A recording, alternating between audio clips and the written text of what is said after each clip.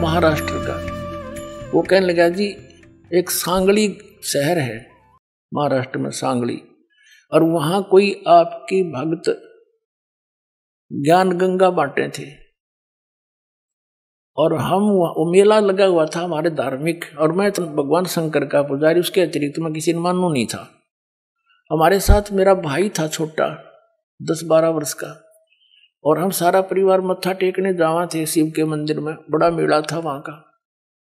वह पुस्तक बेच रहा था तो उसमें लिखा हुआ था कौन ब्रह्मा का पिता है, कौन विष्णु की माँ, ये ऐसे ऐसे।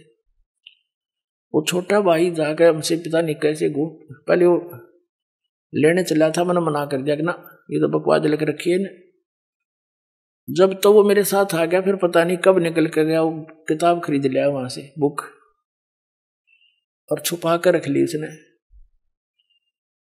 जब मैं गाड़ी से उतरने लगा तब देखा मैंने वो पुस्तक ले रहा हाथ में, उसे मैंने छीन ली और मेज पर उल्टी रख दी कि इसके दर्शन भी नहीं करूं। वह रखी रही 2 महीने तक।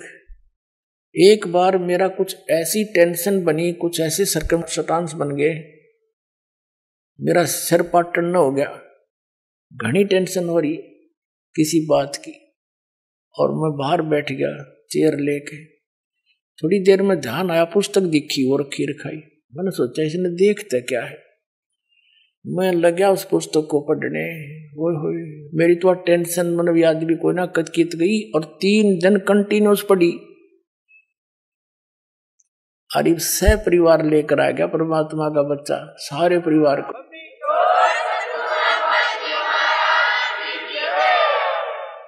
तो ये एक किस्म का परमाणु बन गया ये पुस्तक परमात्मा के ज्ञान की। अब वो उससे फिर रिश्तेदार में जाती है, वहां से ले गया सैकड़ों पुस्तक, सबको दूंगा एक एक, और प्यार से पढ़ाऊंगा, अपने कसम खाऊंगा, बताऊंगा सच्चाई क्या है, मेरे जैसे भ्रमित है सारे। तो पुण्यात्माओं, आप सबका दायित्व बनता है यो कि अपने भूला न राह बतावे, और पहले जब बताना जब आपका विश्वास हो जाए कि दास सच्ची कह रहा है, ना भूल के भी इसका जिक्र ना करना जब तक आपका विश्वास ना हो। और विश्वास तो दास करा के छोड़ देगा, कोई बड़का का लेख है, भगवान के बताया हुआ ज्ञान, इसमें इतनी भी मेन मेख नहीं पा सकती, और ये स्वीकार करना पड़ेगा, एक दिन आएगा। तारा मंडल बैठ कर ये चांद बड़ाई खावे, उदय भया जब सूरज का स्यों तारों छुप जावे। अभी तक हम जिस भी देवी देव ने पूजे थे, हमने वो गणाय में मावान लगा था, और परमात्मा के इस ज्ञान की रोशनी में अब ये सभी ज्ञान ऐसे छुप जाएंगे, ऐसे निष्क्रिय हो जाएंगे, निरस्त हो जाएंगे, जैसे रात्रि के समय तारामंडल के अंदर आकाश में चंद्रमा सुशोभित होता है और सबसे ज्यादा प्रकाश युक्त नजर आता है।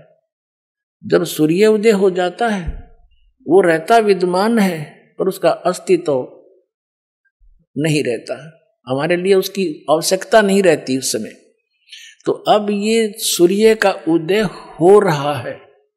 अभी तो ये समझ लो वो देसी भाषा में झोड़ बोड़ा सा ही है, यानी थोड़ा सा वो सूर्य उदय होने से थोड़ा सा पहले रोशनी होती है। अभी तो इतना ही होया है यो।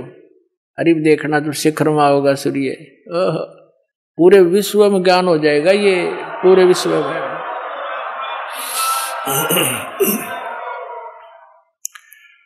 तो परमात्मा क्या बताना चाहते हैं कि आप यहाँ के वासी नहीं हो, आप सतलोक में रहा करते, वहां सारे सुख थे, और अपने पैर पे आप कुहाड़ा मार लिया। ये दास एक जूनियर इंजीनियर था इसमें, कंस्ट्रक्शन सिविल के अंदर, हरियाणा में इरिगेशन डिपार्टमेंट। तो वहां पर एक बहन अपने 2 बच्चों को लेकर मजदूरी करने आई, और वह लड़की मजदूरों की जैसी नहीं लगे थी। फिर भी कोई इतना विशेष ध्यान निगाह में, कोई बात नहीं, पता नहीं परमात्मा किस घर में कैसा बालक हो जाए। फिर वो रो रही थी रोने लगी कुछ देर बाद। दूसरे तीसरे दिन जब हम दोबारा गए, उससे पूछ बैठा, भाई बहन क्या बात है, क्यों रो रही हो? वहीं पर और कई मजदूर बैठे थे, बेलदार वगैरह, उनकी पत्नियां थी, वह बहुत बुरी तरह रो ही रही थी। उसने थोड़ी सी देर बाद से फिर बताई साची कि मैं ऐसे ऐसे एक बहुत बड़े घर की बेटी थी, सेठ है मेरा पिताजी, बहुत बड़ा पैसे वाला, और मुझे सारी सुविधा थी, और जो मेरा पति है ये हमारे यहाँ नौकर रहा करता, और मैं इसके जाल में फंस गई। मैं इतनी प्रभावित होगी, मेरे माता पिता मेरे आगे रो भी दिए, उन्होंने मेरे पैर भी पकड़ लिए, बेटी कुछ भविष्य देख ले तू अपना, तू कहाँ जा रही है, रोटी टाइम पे मिले नेगी, क्या हाल होगा तेरा, लेकिन फिर हम तेरे को घर नहीं बढ़न देंगे, या तू पक्की सोच लिए। मैंने एक नहीं मानी, और इस मेरे पति की बात में इतनी फंस गई, हम वहां से घर से भाग गए। अब ये जो मैं पैसा लेकर आई थी 1-2-4 लाख रुपए, वो खर्च खरीदी, सारा शराब पीता है। अब मैं मजदूरी करती हूँ और वो मेरे पैसों से शराब पीता है, और बोल लूँ तो मैंने रोज कूटे। अब कोई मेरा वाली वारस रहा नहीं कि तो मैं दुख रोज दूं जाके, मैंने अपने पैर पे आपको आड़ा मार रखे। तो पुण्यात्माओं, आज आपकी वो दशा है, आप उस समर्थ ने छोड़ के इस कंगाल के साथ आ गए, और यहाँ हर एक चीज का टोटा, समय पर टूक नहीं, वर्षा हो जा, 2 दाने हो जा, ना भूखे मर जा, अकाल गिर जा। उस समर्थ को, उस स्थान को छोड़कर आप यहाँ भिखारी बन गए, और वहां सदा व्रत था, यहाँ टाइम पर टूक नहीं मिल रहा। 90% व्यक्ति दुखी है, यहाँ 90% हैंड टू माउथ है, और कम से कम विश्व के 20-30 बल्कि 40% आदमी मांस खा के गुजारा कर रहे, मछली कोई खाने नहीं, ये खाने की चीज है, नरे पाप कमाने। तो कहने का भाव ये है पुण्यात्माओं, हम गलत स्थान पाएंगे, या वह वस्तु है ही नहीं जो हमने, जिसकी हमें आवश्यकता है, अति आवश्यकता है। किस किस चीज की आवश्यकता है? तो मृत्यु नहीं होनी चाहिए। अगर हमारी मृत्यु ना हो, हम फिर भी से ढीठ हो रहे हैं, कोई दिक्कत नहीं, तो हाथ भी कट जाए, पाँव भी कट जाए, मृत्यु ना होनी चाहिए। अरिया भी कंपलसरी। दूसरा, बुढ़ापा नहीं होना चाहिए, कोई वृद्ध होना पसंद नहीं करता, सारे होंगे। फिर आप देख रहे हो जहाँ सारी सुविधा चाहिए, बड़ी कोठी, सबकी इच्छा है बड़ी कोठी हो, कार हो, पार्क हो, डली हो, सरोवर हो स्नान करने, तो ये सुविधाएं आप यहाँ खोज रहे हो जहाँ 7 जन्म भी 100 असंख्य जन्म नहीं पा सकते आपको। ये सतलोक में है, आपकी ज्यों की त्यों रखी है, वहां आपका सारा सामान सुरक्षित है। लेकिन आपकी बुद्धि कद सेट होएगी जिस दिन आपकी बुद्धि यहां से इस ज्ञान से हटेगी।